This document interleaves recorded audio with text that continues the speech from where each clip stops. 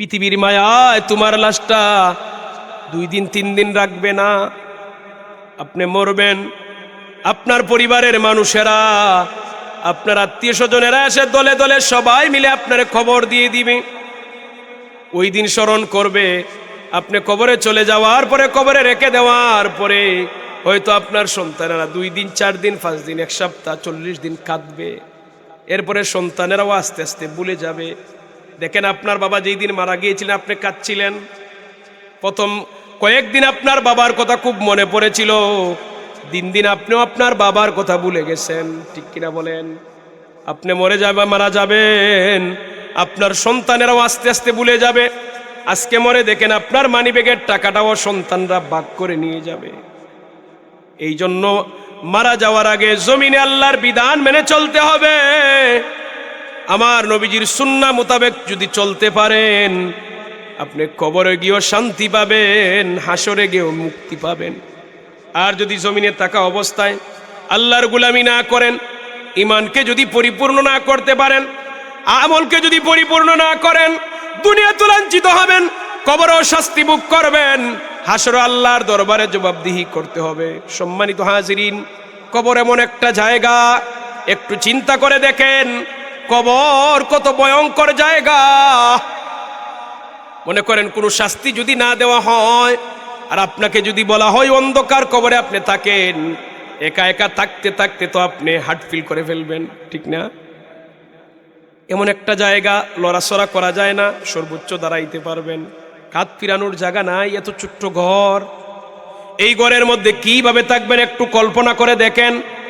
পৃথিবীর মানুষের মধ্যে ধর্ম নিয়ে বিভক্তি আছে, প্রতিটা জিনিস নিয়ে মতামত আছে, কিন্তু মৃত্যু নিয়ে কারো দ্বিমত নাই। আমিরুল মুমিনিন হযরত ওমর রাদিয়াল্লাহু তাআলা আনহু শহীদি মৃত্যুর জন্য সব সময় আল্লাহ তাআলার কাছে একটা দোয়া করতেন, আল্লাহ আল্লাহ আমাকে যদি মৃত্যু দান করো, শহীদি মৃত্যু দিও, আমাকে যদি মৃত্যু দাও তাহলে নবীর শহরে মৃত্যু দিও। আল্লাহর নবীর সাহাবী হযরত ওমর রাদিয়াল্লাহু তাআলা এই দোয়া শিক্ষা দিয়ে গেছেন, আল্লাহুম্মা রযুকনি শাহাদাতান ফি সাবিলিক ওয়াজআল মাউতি ফি বালাদি রাসূলিক। আল্লাহুম্মা রযুকনি শাহাদাতান ফি সাবিলিক, হে আল্লাহ আমাকে যদি মৃত্যু দাও তাহলে শহীদি মৃত্যু দিও, আর ওয়াজআল মাউতি ফি বালাদি রাসূলিক, আর কোন শহরে যদি মৃত্যু দাও তাহলে নবীর শহরে মৃত্যু দিও। সুবহানাল্লাহ। ও ভাই, পৃথিবীর সবচেয়ে দামি মৃত্যু হলো শহীদ। শহীদি মরণের চাইতে দামি কোনো মরণ আর নাই। আর এই পৃথিবীর মধ্যে নবীর শহরের চাইতে দামি শহর নাই। হযরত ওমর রাদিয়াল্লাহু তাআলা আনহুর দোয়া আল্লাহ কিভাবে কবুল করেছেন। উনি চাইছেন শহীদি মৃত্যু আর চেয়েছেন নবীর শহরে মৃত্যু। দুটি জিনিস চাইছেন। কয়টা জিনিস? 1 নাম্বার শহীদি মৃত্যু আল্লাহ কবুল করেছেন। উনি নামাজে ইমামতি করা অবস্থায়, মসজিদে নববীর মধ্যে ইমামতি করা অবস্থায় কাফেরে উনার নামাজের মধ্যে উনাকে ছুরি দিয়ে আঘাত করেছে, ছুরি দিয়ে রক্তাক্ত করেছে। উনি নামাজ ভাঙ্গেন নাই, সমস্ত নামাজ সমাপ্ত করেছেন। নামাজ সমাপ্ত করার পরে লুটিয়ে পড়েছেন, রক্তাক্ত হয়েছেন। আল্লাহ তাআলা উনারে শহীদের যে দোয়া করেছিলেন আল্লাহ কবুল করে নিছেন। দ্বিতীয় নাম্বার চেয়েছিলেন নবীর শহরে মৃত্যু। ও ভাই, শুধু নবীর শহরে মৃত্যু না, ডাইরেক্ট মসজিদে নববীতে উনার দুনিয়ার সফর শেষ হয়েছে।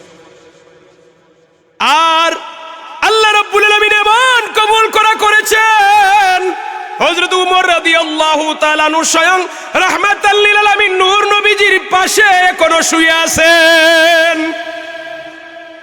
নবীজির পাশে না উনার কবর? কথা বলেন না কেন? আল্লাহর হাবিব সাল্লাল্লাহু আলাইহি ওয়াসাল্লামের এক পাশে হযরত আবু বকর, তার পাশে হযরত ওমর। রাহমাতাল লিল আলামিন নবীজির আরেক পাশে একটু জায়গা এখনো খালি। আল্লাহ নবীজির রওজা মুবারকের আরেক পাশে এখনো একটু জায়গা খালি।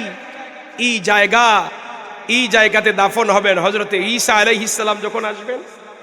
এই নবীজির উম্মত হয়ে উনি ইন্তেকাল করবেন, উনি ওই জায়গায় উনার কবর দেওয়া হবে। বলি সুবহানাল্লাহ।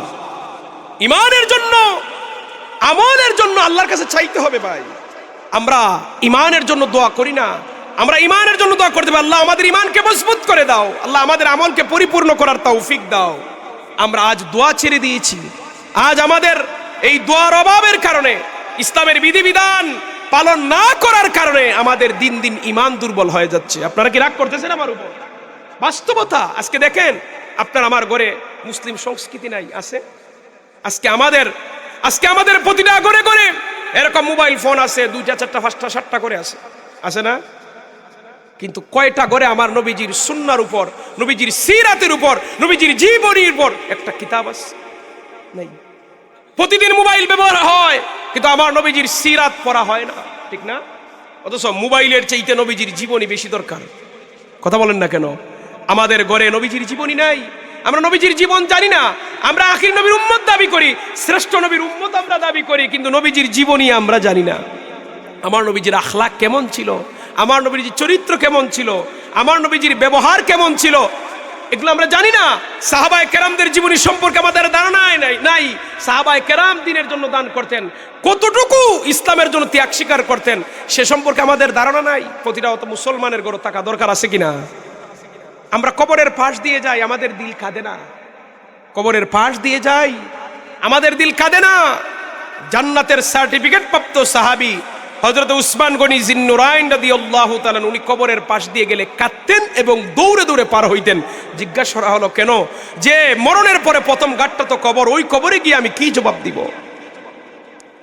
সম্মানিত হাজিরিন, জান্নাতের সার্টিফিকেট প্রাপ্ত সাহাবী উসমান গনি জিন্নুরাইন রাদিয়াল্লাহু তাআলা আনহু, কবর নিয়ে তো চিন্তা। আর আমরা, আমাদের ঈমানও দুর্বল, আমলও দুর্বল। কবর নিয়ে আমাদের কোনো পেরেশানি নাই, টেনশন নাই। ও ভাই, আপনারা সবাই বলেন, মুরব্বী বাবারা, যুবক ভাইয়েরা, একদিন মরা লাগবে কিনা? একটু জোরে বলেন, একটু মজা করে বলেন না, মরা লাগবে কিনা? ও মুরব্বী বাবা, যুবক ভাইয়েরা, মরে দেখো তোমার কোনো আপন কেউ পৃথিবীতে নাই। আজকে মরো, তোমাকে আজকেই দাফন করে দিবে। পৃথিবীর মায়ায় তোমার লাশটা 2 দিন 3 দিন রাখবে না। আপনি মরবেন, আপনার পরিবারের মানুষেরা, আপনার আত্মীয় স্বজনেরা এসে দলে দলে সবাই মিলে আপনার খবর দিয়ে দিবে। ওই দিন স্মরণ করবে। আপনি কবরে চলে যাওয়ার পরে, কবরে রেখে দেওয়ার পরে হয়তো আপনার সন্তানেরা 2 দিন 4 দিন 5 দিন 1 সপ্তাহ 40 দিন কাঁদবে। এরপরে সন্তানেরাও আস্তে আস্তে ভুলে যাবে। দেখেন, আপনার বাবা যেই দিন মারা গিয়েছিলেন, আপনি কাঁদছিলেন। প্রথম কয়েকদিন আপনার বাবার কথা খুব মনে পড়েছিল, দিন দিন আপনিও আপনার বাবার কথা ভুলে গেছেন, ঠিক কিনা বলেন? আপনি মারা যাবেন, আপনার সন্তানেরাও আস্তে আস্তে ভুলে যাবে। আজকে মরে দেখেন, আপনার মানিব্যাগের টাকাটাও সন্তানরা ভাগ করে নিয়ে যাবে। এই জন্য মারা যাওয়ার আগে জমিনে আল্লাহর বিধান মেনে চলতে হবে। আমার নবীজির সুন্নাহ মোতাবেক যদি চলতে পারেন, আপনি কবরে গিয়েও শান্তি পাবেন, হাসরে গিয়েও মুক্তি পাবেন। আর যদি জমিনে থাকা অবস্থায় আল্লাহর গোলামি না করেন, ঈমানকে যদি পরিপূর্ণ না করতে পারেন, আমলকে যদি পরিপূর্ণ না করেন, দুনিয়াতে লাঞ্ছিত হবেন, কবরেও শাস্তি ভোগ করবেন, হাসরে আল্লাহর দরবারে জবাবদিহি করতে হবে। সম্মানিত হাজিরিন, কবর এমন একটা জায়গা, একটু চিন্তা করে দেখেন, কবর কত ভয়ঙ্কর জায়গা। মনে করেন, কোনো শাস্তি যদি না দেওয়া হয়, আর আপনাকে যদি বলা হয় অন্ধকার কবরে আপনি থাকেন, একা একা থাকতে থাকতে তো আপনি হার্ট ফিল করে ফেলবেন, ঠিক না? এমন একটা জায়গা, লড়াচড়া করা যায় না, সর্বোচ্চ দাঁড়াইতে পারবেন, কাঁধ ফিরানোর জায়গা নাই, এত ছোট্ট ঘর। এই ঘরের মধ্যে কিভাবে থাকবেন একটু কল্পনা করে দেখেন। পৃথিবীর মানুষের মধ্যে ধর্ম নিয়ে বিভক্তি আছে, প্রতিটা জিনিস নিয়ে মতামত আছে, কিন্তু মৃত্যু নিয়ে কারো দ্বিমত নাই, আসেনি? হিন্দুকে জিজ্ঞাসা করেন মরবে কিনা, বলবে হ্যাঁ মরা লাগবে। খ্রিস্টানকে জিজ্ঞাসা করেন মরা লাগবে কিনা, হ্যাঁ মরা লাগবে। ইহুদি নাসারা যে কোনো ধর্মের মানুষকে জিজ্ঞাসা করেন মরা লাগবে কিনা, বলবে মরা লাগবে। এই ব্যাপারে কারো দ্বিমত নাই। যেহেতু মরাই লাগবে, আপনাকে আমাকে মরতেই হবে, অতএব মরে যেন কবরে গিয়ে শান্তি পাই, এমন ব্যবস্থা করে যাওয়ার দরকার আছে না নাই? সম্মানিত হাজিরিন, দুনিয়ায় আপন মানুষের অভাব হয় না। মরে দেখেন কেউ আর আপন থাকে না। প্রথম কয়েকদিন পরিবারের মানুষেরা কাঁদবে, একটু একটু দোয়া করবে, দিন যত যাবে আপনার পরিবারের মানুষেরা ভুলে যাবে, তারাও মরবে, তাদের সন্তানেরাও কিছুদিন স্মরণ করবে, তারপরে তারা ভুলে যাবে। এইভাবেই দুনিয়া চলতে থাকবে। এটাই হলো দুনিয়ার স্বাভাবিক নিয়ম। কেউ কারো আপন নাই, কেউ কারো আপন নাই। মরে দেখেন, কবরের মতো ভয়ঙ্কর জায়গা আর নাই। আমার নবী বলছেন এটা হলো একজন মানুষের কিয়ামত দুই ভাগে ভাগ করা হয়, যে কিয়ামতে কুবরা, কিয়ামতে সুগরা। এটা হলো ছোট কিয়ামত, যে মরে তার জন্য কিয়ামত আরম্ভ। আপনি মরবেন, আপনার জন্য কিয়ামত আরম্ভ। আমি মারা যাব, আমার জন্য কিয়ামত আরম্ভ হয়ে যাবে যখন আপনি আমি কবরে যাব। আপনার আমার নবী বলছেন কবরের আযাব থেকে, কবরের ঘাট থেকে যে রক্ষা পাবে, আল্লাহ তাআলা পরবর্তী ঘাটগুলাকে তাকে সহজ করে দিবেন। সম্মানিত হাজিরিন, কবরের ঘাট থেকে রক্ষা পাইতে গেলে ঈমান মজবুত করা লাগবে, আমল মজবুত করা লাগবে। আপনি আমি যখন কবরে যাব, কবরে রাখার পরে ফেরেশতারা আসবে। ফেরেশতারা এসে আপনাকে জাগ্রত করবে, আল্লাহ তাআলা আপনার ভিতরে রূহ ফিরিয়ে দিবেন। ফেরেশতা প্রশ্ন করবে, মান রাব্বুকা, তোমার রব কে? ইমানদার যদি হয় বলবে রাব্বি আল্লাহ।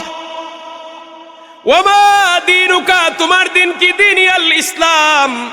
ওমান নবিয়ুকা, তোমার নবী কে? নবিয়ুনা মুহাম্মাদুর রাসূলুল্লাহ সাল্লাল্লাহু আলাইহি ওয়াসাল্লাম। অথবা আল্লাহর নবীকে দেখিয়ে বলা হবে মান হাজার রাসূল, ওই ব্যক্তিকে, উনার ব্যাপারে তোমার মন্তব্য কি? ইমানদার হলে নবীজিকে চিনে ফেলবে। জীবনে জমিনে নবীজিরে দেখে নাই, কিন্তু কবরে যাওয়ার পরে ইমানদার ব্যক্তিটি কি নবীজিরে চিনতে পারবে? বেঈমান কাফেররা চিনবে না। যখন প্রশ্ন করা হবে মান রাব্বুকা, তোমার রবকে, বলবে লা আদরি, আমার জানা নাই। লা আদরি, আমার জানা নাই। যতটা প্রশ্ন করা হবে বলবে লা আদরি, আমার জানা নাই। সম্মানিত হাজিরিন, কাফের মুশরিক মুনাফিকদের কবরকে আল্লাহ সংকুচিত করে দিবেন, সংকীর্ণ করে দিবেন, ছোট করে দিবেন। কতটুকু ছোট? ডান দিকের মাটি এমন জোরে চাপ দিবে, ডান দিকের হাড্ডিগুলো মটমট করে ভেঙে বাম দিকে চলে যাবে। বাম দিকের মাটি এমন জোরে চাপ দিবে, বাম দিকের হাড্ডিগুলো মটমট করে ভেঙে ডান দিকে ঢুকে পড়বে। ওই আল্লাহর বান্দা এমন জোরে চিৎকার মারবে, পৃথিবীর উত্তর থেকে দক্ষিণ, পূর্ব থেকে পশ্চিম, আল্লাহর সৃষ্টিকুলের মধ্যে যত প্রাণী আছে সবাই ওই আল্লাহর গোলামের, আল্লাহর বান্দা বান্দির আওয়াজ শুনবে। শুধুমাত্র শুনতে পারবে না জিন আর মানুষ। জিন আর মানুষ তারা সবাই শুনবে তার আওয়াজ। আর যদি ঈমান নিয়ে কবরে যাইতে পারেন, ঈমানদারের জন্য কবর বড় হওয়ার 3টা হাদিস পাওয়া যায়। 1 নাম্বার, ঈমানদারের জন্য কবরটা 70 গজ বড় হবে। সুবহানাল্লাহ বলেন। 2 নাম্বার, কবরটা 70 বর্গ গজ বড় হবে। 3 নাম্বার, বান্দার চোখের দৃষ্টি যত দূর যাবে ততটুকু পর্যন্ত বড় হয়ে যাবে। কয়টা হাদিস? প্রশ্ন হলো 3টা কেন? সকল মানুষের ঈমান সমান নয়, সকল মানুষের আমল সমান নয়। যার ঈমান সবচেয়ে মজবুত, যার আমল সবচেয়ে মজবুত, আল্লাহ রব্বুল আলামিন তার চোখের দৃষ্টি যত দূর যাবে আল্লাহ তাআলা তার কবরটারে তত বড় করে দিবেন। মন খুলে বলেন, জবান খুলে বলেন। আর আপনার ঈমান আমল যদি আর একটু কম হয়, আল্লাহ তাআলা কবরটারে 70 বর্গ গজ বড় করে দিবেন। আর সর্বনিম্ন ঈমানদারের কবরটা আল্লাহ তাআলা 70 গজ পর্যন্ত বড় করে দিবেন। সুবহানাল্লাহ। তার মানে ঈমানদার হয়ে কবরে গেলে কবরেও শান্তি আছে। ঈমান নিয়ে যদি কবরে যাইতে পারেন, কিয়ামতের আগ পর্যন্ত এক ঘুমে আপনি কাটিয়ে দিবেন, বুঝতে পারবেন না। আসহাবে কাহফের ঘটনা শুনছেন? আসহাবে কাহফের ঘটনা শুনছেন? যে যুবক ছিল, 7 জন যুবক এক ঘুমে 300 বছর কাটাইছে। সূরা কাহফে আছে, 15 পারা সূরা কাহফের মধ্যে আছে। আল্লাহ তাআলা বলছেন, এরা ওই জালিম বাদশার হাত থেকে বাঁচার জন্য, জালিম বাদশা বলছিল তোমরা আমার রব মানো। তারা বলছিল না, তোমাকে রব মানা যাবে না। পরে এদেরকে 3 দিন টাইম দিছে, যে 3 দিন সময় দিছি, 3 দিনের ভিতরে যদি তোমরা আমারে রব না মানো তাহলে তোমাদেরকে জেলেবন্দি করা হবে, হত্যা করা হবে। এই আসহাবে কাহফের 7 জন যুবকেরা কি করছে জানেন? এরা চিন্তা করলো না, আমরা তার কাছে তারে বাদশাহ তারে রব মানবো না, তার কাছে দরাও দিব না। তারা কি করছে জানেন? একটা গুহার ভিতরে গিয়ে আশ্রয় নিছে। গুহার ভিতরে গিয়ে আশ্রয় নিছে। আশ্রয় নিয়ে ওই জায়গার মধ্যে তারা ঘুমিয়ে পড়ছে। এরা ঘুমাই পড়ছে, এমন ঘুম দিছে, এক ঘুমে 300 বছর।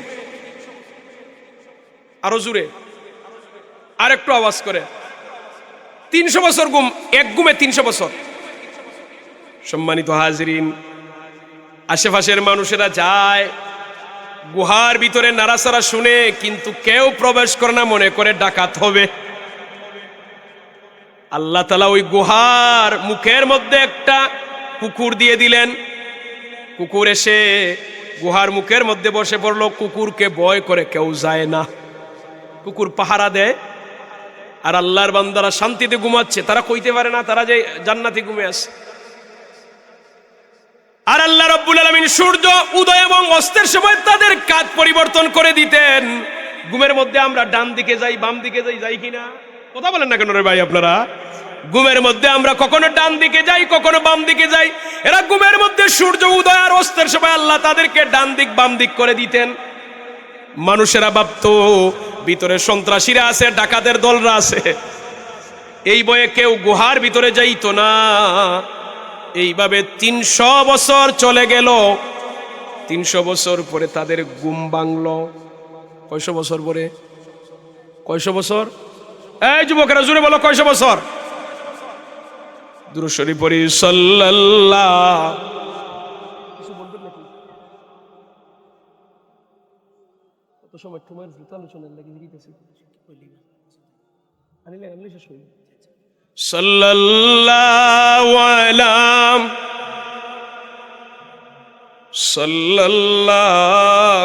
আলাইহি।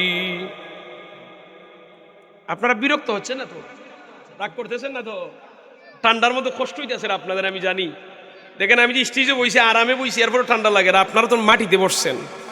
আমাদের চাইতে আপনাদের কুরবানিটা বেশি, আমাদের চাইতে আপনাদের স্যাক্রিফাইসটা বেশি, আমাদের চাইতে আপনারা এই যে মাটির মধ্যে বসছেন, এটা আল্লাহ তাআলা পছন্দ করেন। আপনারা কষ্ট করে বসতেছেন। আল্লাহ তাআলা আপনাদেরকে দুনিয়া আখিরাতে জাযা দান করুন, বলি আমিন। তারা 300 বছর ঘুমাইল। 300 বছর পরে তারা ঘুম থেকে উঠলো। ঘুম থেকে উঠার পরে তারা অনুভব করলো ক্ষুধা লাগছে পেটে।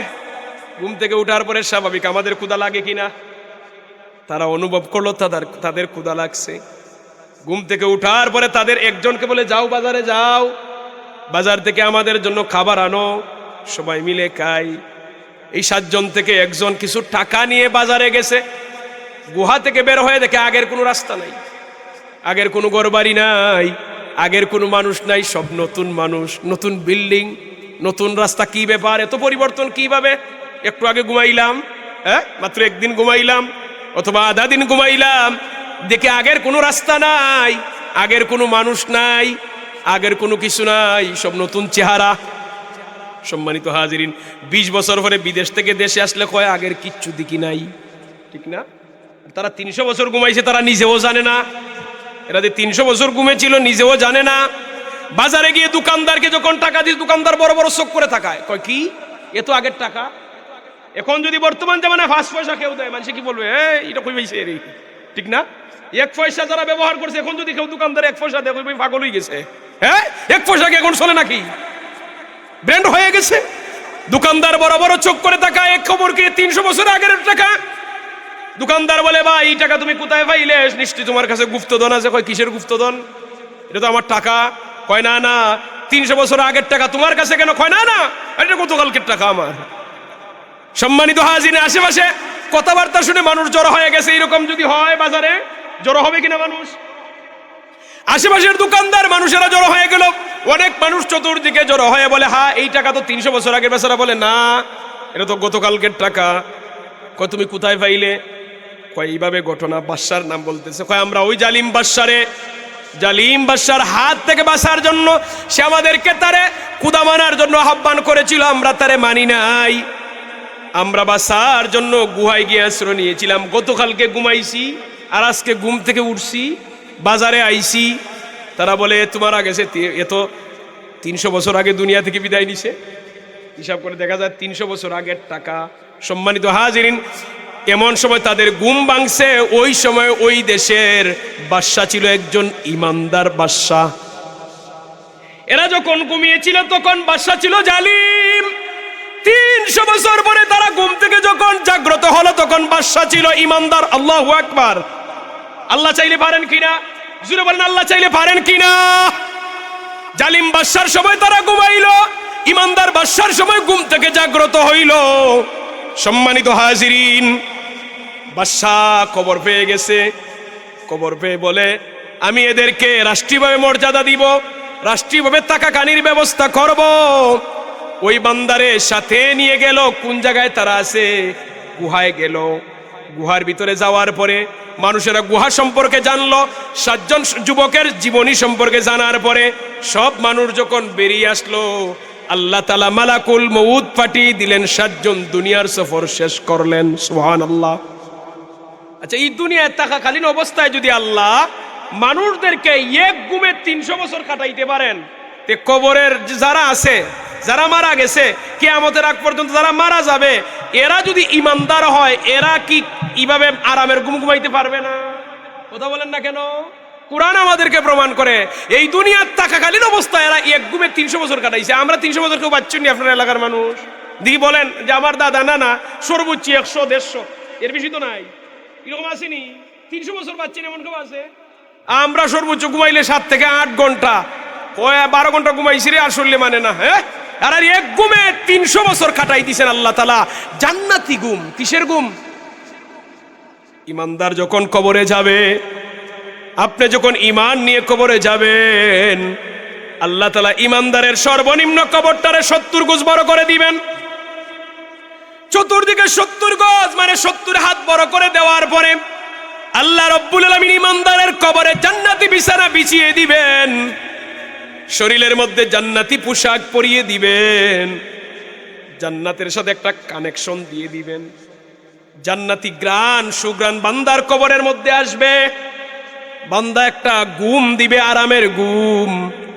এমন ঘুম দিবে, কিয়ামত যেই দিন আরম্ভ হবে, ইসরাফিল আলাইহিস সালাতু ওয়াস সালামের সিংগার আওয়াজে, ফুৎকার আওয়াজে যখন ঘুম ভাঙবে, সে বলবে, আমার আরামের ঘুমের মধ্যে কে ডিস্টার্ব দিল রে? কিছুক্ষণ আগে ঘুমাইলাম। আল্লাহু আকবার। জান্নাতীরা কবরের মধ্যে, ইমানদাররা কবরের মধ্যেও শান্তিতে ঘুমাইবে, হাসরের মাঠে উঠবে। দেখেন, দুনিয়ার 1000 বছরের সময় পরকালীন একদিন, হাসরের মাঠ হবে দুনিয়ার 50,000 বছরের সমান, আর পরকালের প্রতিটা দিন হবে দুনিয়ার 1000 বছরের সমান। এই অত লম্বা সময় ধরে কাফের মুশরিকরা মুনাফিকরা কত কষ্ট করবে। হাদিস শরীফে আসছে, কারো গরমের কারণে তার গাম হাঁটু পর্যন্ত হয়ে যাবে, কারো উরাত পর্যন্ত হবে, কারো বুক পর্যন্ত হবে, কারো সাঁতার হবে। এত কষ্টর যন্ত্রণা থাকবে হাসরের মাঠে। কিন্তু ইমানদারের জন্য কত আরাম। আপনারা মা নবীজিকে প্রশ্ন করা হলো, সাহাবায়ে কেরাম বলেন, ইয়া রাসূলুল্লাহ, ইয়া হাবিবাল্লাহ, গো মায়ার নবী, তাহলে ইমানদাররা কি হাসরের মাঠে কষ্ট করবে? আমার নবী বলেন, না। ইমানদারের জন্য হাসরের এই দীর্ঘ সময়টা ফরজ নামাজ আদায় করতে যত সময় লাগে, তার কাছে তত সময় মনে হবে। সুরে বলবেন না সুবহানাল্লাহ? আচ্ছা, আমরা যে ফরজ নামাজ পড়ি, ফজর ওয়াক্ত 2 রাকাত ফরজ, মাগরিব ওয়াক্ত আর আসর, জোহর, এশা 4 রাকাতের চাইতে বেশি ফরজ আর একসাথে আসেনি? নাই। 4 রাকাত ফরজ নামাজ পড়তে মনে করেন যত সময় লাগবে, হাসরের মাঠে ইমানদারের তত সময় মনে হবে। ইমানদারের দুনিয়া তো শান্তি, কবরেও শান্তি, হাসরেও শান্তি। তবে দুনিয়ায় শান্তি বলতে মানসিক শান্তি, কিন্তু অনেক ঈমান আনার কারণে, নেকামল করার কারণে অনেক বাধার সম্মুখীন হবে। শয়তানের বিরুদ্ধে যুদ্ধ করতে হবে, অনেক সময় মানুষের বিরুদ্ধে যুদ্ধ করতে হবে। ইমানদার অর্থ শুধু আমি নামাজ পড়লাম, আমার চোখের সামনে অন্যায় চলবে, আমি কথা বললাম না, এটা ইমানদারের পরিচয় না। ইমানদারের পরিচয় হলো আপনার চোখের সামনে অন্যায় দেখতেছেন, আপনি প্রথমে হাত দ্বারা বন্ধ করবেন, হাত দ্বারা এটাকে বন্ধ করবেন। হাত দ্বারা বন্ধ করতে গিয়ে যদি আপনার উপর আক্রমণ হওয়ার সম্ভাবনা আসে, বিপদ আসার সম্ভাবনা আসে, তাহলে মুখ দিয়ে বন্ধ করবেন। মুখ দিয়ে যদি বন্ধ করতে গিয়ে দেখা যায় আপনার সমস্যা হয়, তাহলে অন্তর দিয়ে ঘৃণা করবেন। এটা দুর্বল ইমানদারের পরিচয়। আর আপনি যদি বলেন না না, আমি শুধু আল্লাহর গোলামি করবো, মসজিদে গেলাম, নামাজ পড়লাম, আর সমাজে অনেক অন্যায় অত্যাচার চলে, আমি প্রতিবাদ করব না, তাহলে আপনি ইমানদার না। ইমানদার হতে গেলে সমাজের মধ্যে, আপনার এলাকার মধ্যে অন্যায় অত্যাচার দেখবেন, এটার প্রতিবাদ করাই লাগবে। কথা বলেন ঠিক কিনা? সম্মানিত হাজিরিন, যতটুকু আলোচনা করলাম ওই আলোচনা অনুযায়ী যেন আল্লাহ তাআলা আমাদের আমলের তৌফিক দান করেন। সবাই বলি আমিন। আপনাদের মাহফিলের সম্মানিত আলোচক, সম্মানিত বিশেষ অতিথি, আমার অত্যন্ত মহব্বতের ভাই হযরত মাওলানা আব্দুল্লাহ আল মুবিন ভাই এসে গেছেন। ভাই আসেন, উনি আসছেন, উনি আলোচনা করবেন। আমার আলোচনা এখানে শেষ করে নিলাম। ওয়া আখিরি দাওয়ানা আলহামদুলিল্লাহি রাব্বিল আলামিন। সবাই দুরূদ শরীফ পড়ি। সাল্লাল্লাহু আলা সাইয়্যিদিনা ওয়া মাওলানা মুহাম্মদ ওয়া আলা আলিহি ওয়া আসহাবিহি ওয়া সাল্লাম। পড়েন না, সাল্লাল্লাহু আলা সাইয়্যিদিনা ওয়া মাওলানা মুহাম্মদ وعلى آله وأصحابه وسلم. اللهم آمين. الحمد لله رب العالمين والصلاة والسلام على رسوله الكريم وعلى آله وأصحابه أجمعين. আল্লাহ রসুলপুর যুব সংঘ এলাকাবাসীর উদ্যোগে রসুলপুর এলাকার সকল মুর্দেগানের রুহের মাগফিরাত কামনায় খতমে কোরআন, খতমে খাজেগান, আজকের ওয়াজ ও দোয়ার মাহফিল রে কবুল আর মঞ্জুর করে নাও। মাহফিল আয়োজন করতে গিয়ে দেশ বিদেশ থেকে যে যেভাবে সাহায্য সহযোগিতা করেছেন, সকলের সাহায্য সহযোগিতারে কবুল আর মঞ্জুর করে নাও।